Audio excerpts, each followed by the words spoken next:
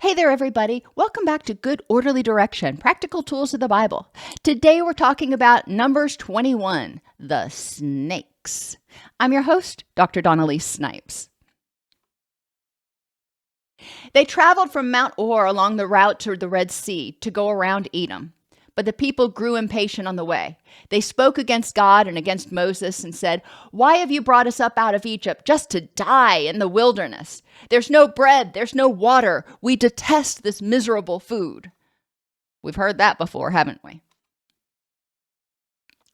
So let's think about how they're complaining and whining and speaking against God, speaking against good orderly direction, impacts the community. They're showing impatience and they're bringing up problems, but they're not giving any answers. That's not prudent. They're walking around going, "This is messed up." Okay, well, what do you suggest we do about it? And that's where prudence would come in. Prudence would say, okay, you can identify a problem, but let's also figure out some solutions or consult with people who can help us figure out solutions instead of just complaining and creating unhappiness. Earnestness. They are not being earnest in all that they do. They decided to leave Egypt. They decided to follow Moses to the promised land. So earnestness means doing what you say to the best of your ability and following through on your promises. Well, when the going gets tough for them, they're like, "Yeah, we want to go back." That's not earnestly doing what you're supposed to do. That's giving up as soon as it gets a little uncomfortable. They feel entitled. They're regularly saying that they deserve luxury. They want to go back where the food is good and they have housing and everything else. They've really romanticized what was going on in Egypt. They've really romanticized how bad it was during the bad times. Respect. They're demonstrating a gross lack of respect for Moses and everyone else in the community who was working so hard. We can guess that not everybody was complaining, but there were probably some rabble-rousers that started it and got other people to start complaining, and it started to wind up. They aren't showing respect. They keep looking at Moses and going, "Why aren't you making it happen? Why aren't you helping us get here?" Instead of talking to God, instead of asking themselves, what can we do to support Moses? And how can we work with Moses to make this journey easier? What's the plan? Endurance. No, they ain't got any. They want it, and they want it now. Even though they know they signed on for the whole trip, even though they know when they signed on for it, it wasn't going to be easy, they are ready to have their reward. I see this a lot in recovery. People start counseling, they start treatment, whatever program they're starting, or even they start trying to work on New Year's resolutions. And they get into it for a week or 2 weeks. And when it starts to get a little uncomfortable, they think they deserve the final reward in order to keep them going. And they're not willing to endure the discomfort that comes with change. Change causes crisis, and crisis causes change. And it's important that we recognize it. We're not going to make a change. Even starting to work out, that means enduring the distress of not being able to come home from work and sit your butt on the couch and watch TV for 3 hours. You've got to go to the gym. It means feeling a little bit, if you don't overdo it, feeling a little bit sore the next day. Okay, that's fine. But you've got to be willing to endure that while your body adapts. Compassion. They had a lack of compassion for Moses and, again, everyone who was working so hard. These people are busting their butts, doing the very best that they can. And the people that are whining and complaining are not recognizing how hard Moses and the other people are working. And again, we see this in recovery, where people who are not instantly recovered start getting angry at the treatment process. They start getting angry at the providers. They start getting angry at their sponsors because those people aren't making it happen fast enough. Well, those people can't make anything happen. They can provide you tools so you can make it happen along the way. But they fail to have compassion for how hard the sponsors and the treatment providers and even the program itself is working, if you will, to try to make sure they've got the resources they need. And selflessness. Well, in this particular instance, with their whining and complaining and rabble-rousing, they are showing a gross lack of gratitude. It's all about me. I'm uncomfortable, so I am going to complain. I'm going uncomfortable, so I'm going to make sure everybody else is unhappy. I want. And they're failing to reflect on how they've already gotten their needs met. Yeah, there are some wants they don't have met yet. That's true. That land of milk and honey is still a little ways away. But they have gotten their needs met. They've been fed, they've been watered, they've been clothed, they've been kept safe. Then the Lord sent venomous snakes among them. They bit the people, and many Israelites died. The people came to Moses and said, "We sinned when we spoke against the Lord and against you. Pray that the Lord will take the snakes away from us." Moses forgave them. He said, "All right. I know we've been through this before, but you've apologized. You've seen the error in your ways. Come on back. Let's try this again." And Moses prayed for the people, making the parallel with recovery. A lot of people start recovery and they may even achieve what they define as recovery, and then they relapse. Okay, that doesn't mean you can't come back. Matter of fact, please come back. We want you as part of the community if you want to live a lifestyle guided by good, orderly direction. We do want that. And we'll pray for you to have that knowledge and have that endurance and dedication to change your life or change your behaviors and start doing the next right thing. So Moses forgives them. He recognizes that we all have weak moments and we all do some bonehead things sometimes. Then the Lord said to Moses, "Make a snake and put it up on a pole. Anyone who is bitten can look at it and live." So Moses made a bronze snake and put it up on a pole. When anyone was bitten by a snake and looked at the bronze snake, they lived.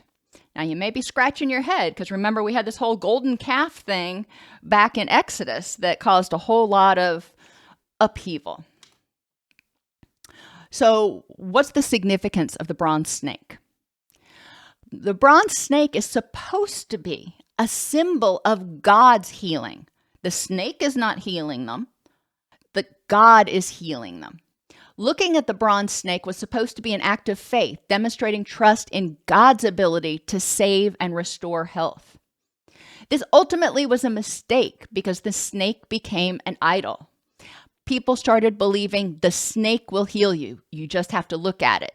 Instead of God will heal you. You just have to follow directions. So comes another warning against idolatry.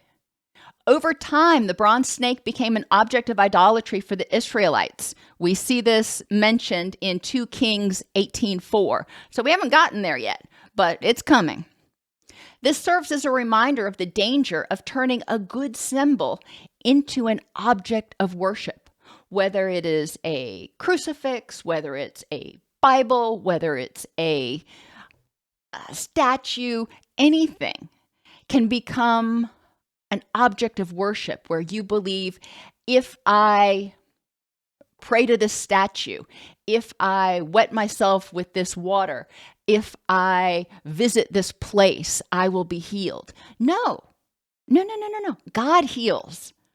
Those places and those things are symbols that represent God's healing, but God is the one doing the healing. We will continue to see God adapt as humans exercise their ability for free will, just like a parent does. As they get older, as they've had more experiences, God will say, all right, maybe I don't have to hold the reins so tight on you anymore. I'll give you a little bit of wiggle room. How do we have similar idols we look to for healing today? Think about the Statue of Liberty, or any statues for that matter. We look at them and we praise them for our freedom. Well, the Statue of Liberty didn't give you freedom. Good, orderly direction and God were there to give you freedom, to help you succeed, to keep you safe. We forget that God made all of it possible. He gave Lincoln the wisdom. He helped the Pilgrims discover the country. And it might seem like semantics, the idol versus God, but it has great influence on our subconscious. Just like when we think of a bad behavior versus a bad person. If you tell somebody that does something wrong, you're a bad person. That cuts to the core, and that has a very different feeling to it than you did a bad thing. Think about it for yourself. When you've done something wrong, does it mean you're a bad person, or did you do a bad thing? One feels like you're carrying the weight of the world. The other one, or being crushed by it. The other one, you may feel some guilt, but it feels like you can cope with it. This is also why some people, some religions, do not believe it's okay to have representations of God. It's too easy to become complacent when putting on a show. For example, if I have a rosary hanging in my car, it will protect me. Is the rosary protecting you? No, not so much. If I have this with me, it will protect me. No, not so much. It may remind you that God is protecting you, but God is always in control. Did faith in the existence of a cure lead to more dry bites? So let's look at the science behind why this bronze snake ended up helping people survive.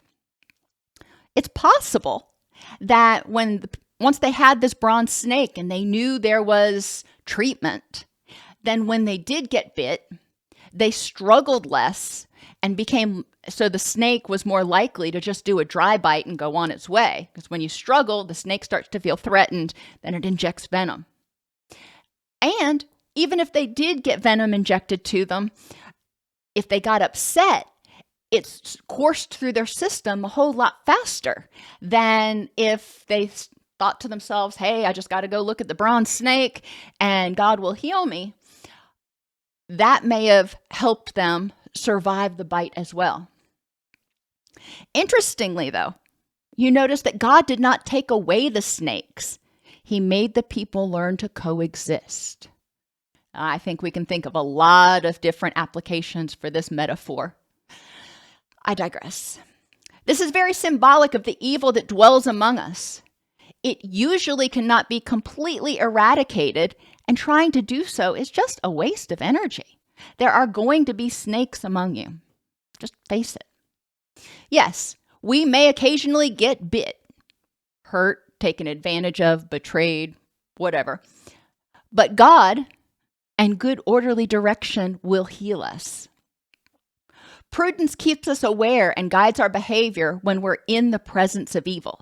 We can be respectful of people, even evil people, but we're also respectful of ourselves. And that means setting boundaries and saying, I will pray for you. I have compassion for your heart and your soul, but I can't be around you if you are engaging in those behaviors. You're not safe to be around. How can you use this knowledge to use your energy to work toward your rich and meaningful life? How can you use this knowledge of the snakes that are around you and the knowledge that good orderly direction from God can help you heal? And quite honestly, who are the snakes around you? You got to identify them before you step on them.